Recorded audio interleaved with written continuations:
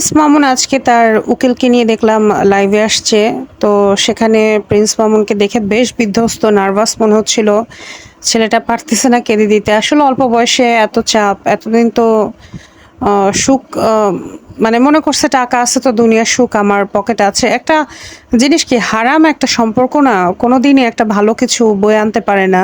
এবং হারাম কোনো কিছুতে সুখও নাই এবং সেটার এন্ডিংটা কিন্তু কখনোই ভালো হয় না। এগুলো জেনে শুনে আবার লায়লা বলল তার মা নাকি পর্দা করে, তার মেয়ে নাকি পর্দা করে। এইজন্য সে তার মেয়ে সন্তানকে কখনো বাইরে আনে না। অথচ তার মা এত পর্দাশীল। তো পাশের রুমে একটা ছেলেকে নিয়ে তার মেয়ে থাকতেছে, ঘুমাচ্ছে।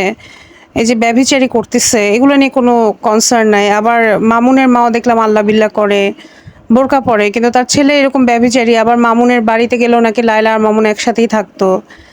তো এই যে এটা কিভাবে সম্ভব? আমার না এগুলো একদম পুরো মাথার উপর দিয়ে যায়। মানে আমি এগুলো চিন্তাই করতে পারি না যে এটা কি আসলেই সম্ভব? মানে এতটা ওপেন হওয়া, এটা তো খুবই নরমাল কতগুলো ফ্যামিলি, বাংলাদেশি কালচার, বাবা-মা একসাথে আছে এবং লায়লা প্রায় সময় বলছে যে আমার বাবা-মা আমার সাথে কেউ থাকে না, সবাই ছেড়ে চলে গেছে। বাট ইদানিং বলতেছে যে না তার বাবা-মাও তার সাথে থাকে মানে মা এবং তার মেয়ে সন্তানও তার সাথে থাকে। মানে তাদের সামনে এগুলো করতো।